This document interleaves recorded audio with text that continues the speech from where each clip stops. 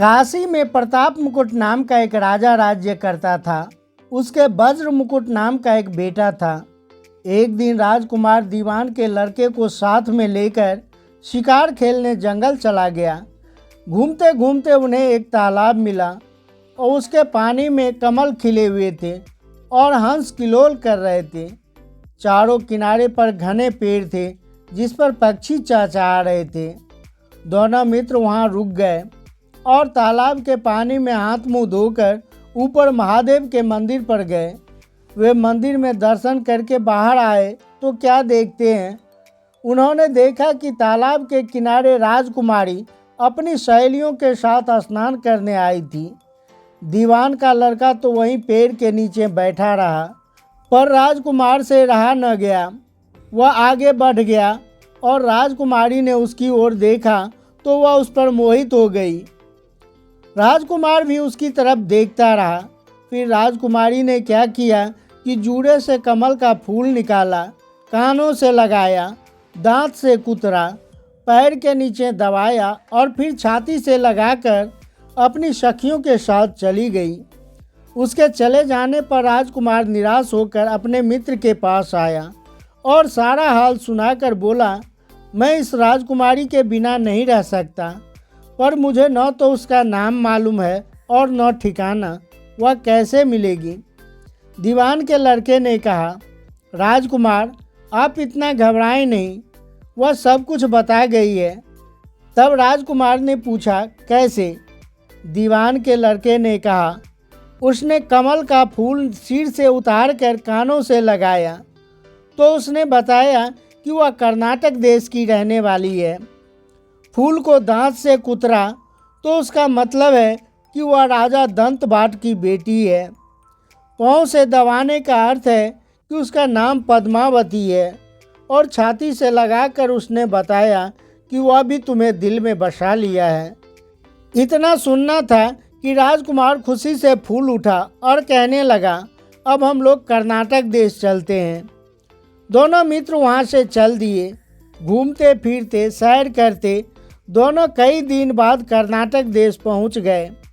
राजकुमार और दीवान के लड़के जब राजा के महल के पास पहुँचे तो उसने एक बुढ़िया को अपने दरवाजे पर चरखा काटते हुए देखा।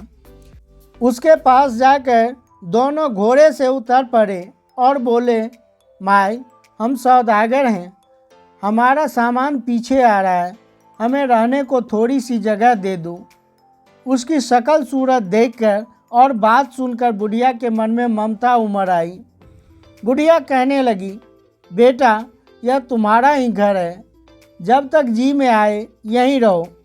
दोनों वहीं ठहर गए। तब दीवान के बेटे ने उस बुढ़िया से पूछा, माई तुम क्या करती हो? तुम्हारे घर में कौन कौन से लोग हैं? तुम्हारी गुजर बसर कैसे होती है? बुढ़िया ने जवाब दिया, बेटा मेरा एक बेटा है जो राजा के यहाँ काम करता है। मैं राजा की बेटी पद्मावती की धाई थी। बूढ़ी हो जाने के कारण अब घर पर ही रहती हूँ। राजा खाने पीने को दे देता है। दिन में 1-2 बार राजकुमारी को देखने महल में जाती हूँ।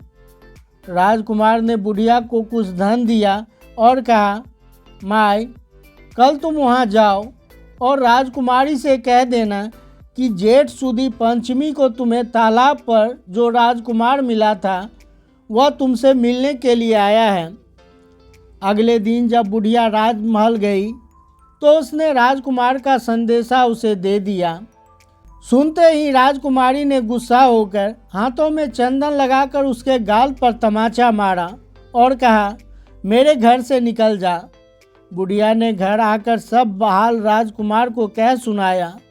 राजकुमार बुढ़िया की बात सुनकर हक्का बक्का रह गया।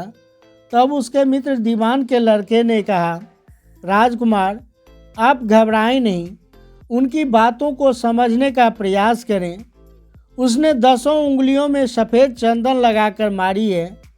इससे उसका मतलब यह है कि अभी चांदनी रात के 10 रोज बाकी हैं। उसके बीतने पर वह अंधेरी रात में आपसे मिलेगी। 10 दिन बाद राजकुमार ने फिर उसे मोहरों से भरी एक थैली दी और राजकुमारी को उससे मिलने की खबर कहने को कहा। बुढ़िया फिर राजमहल जाकर यह खबर राजकुमारी को दी। इस बार राजकुमारी ने केसर रंग में अपनी 3 उंगलियां डुबोकर उस बुढ़िया के मुंह पर दे मारी और उसे वहां से भगा दिया। बुढ़िया ने घर आकर सारी बात राजकुमार को बता दी। राजकुमार शोक से व्याकुल हो गया। दीवान के लड़के ने समझाया, इसमें परेशान होने की क्या बात है। उसने कहा कि वह मासिक धर्म से है, इसलिए 3 दिन और ठहरू। 3 दिन बीतने पर बुढ़िया फिर वहां पहुंची। इस बार राजकुमारी ने उसे फटकार कर पश्चिम की खिड़की से बाहर निकाल दिया। फिर बुढ़िया घर आकर सारी बातें राजकुमार को बता दी।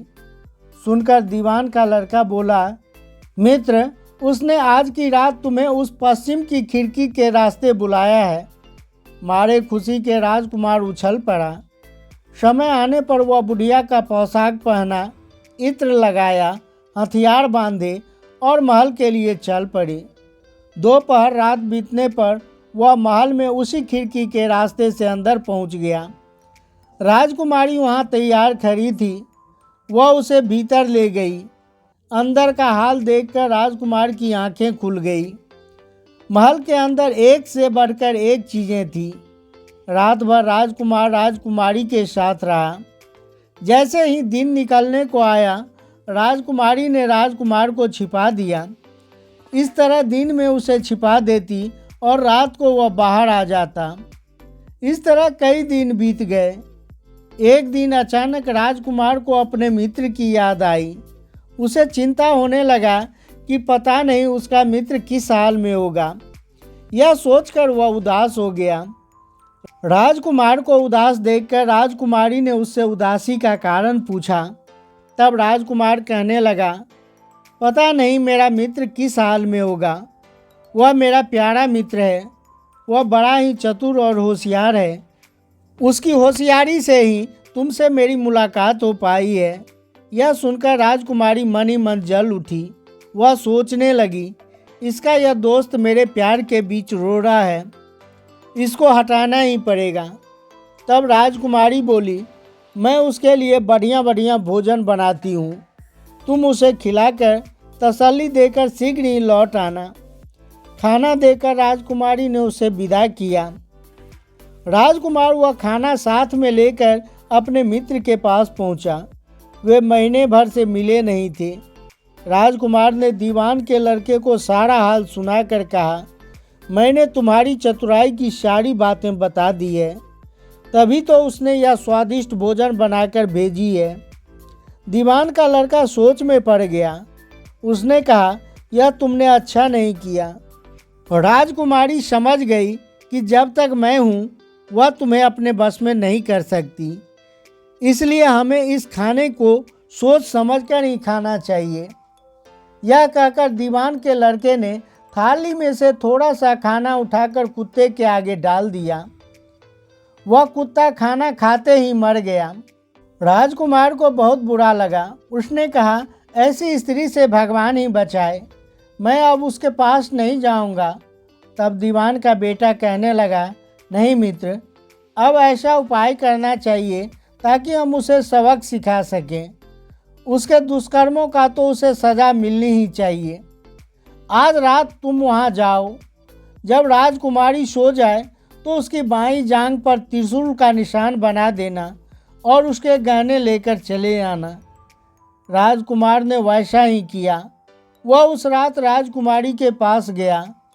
सोते समय उसकी बाईं जांघ पर त्रिशूल का निशान बनाया और उसके जेवर लेकर वापस अपने मित्र के पास आ गए। राजकुमार के वापस आने पर दीवान का बेटा योगी का वेश बनाकर मरघट में जा बैठा और राजकुमार से बोला, तुम ये गहने बाजार में बेच आओ। अगर पकड़े गए तो कह देना कि ये गहने मेरे गुरु ने दिए हैं, फिर तुम उसे लेकर यहाँ आ जाना।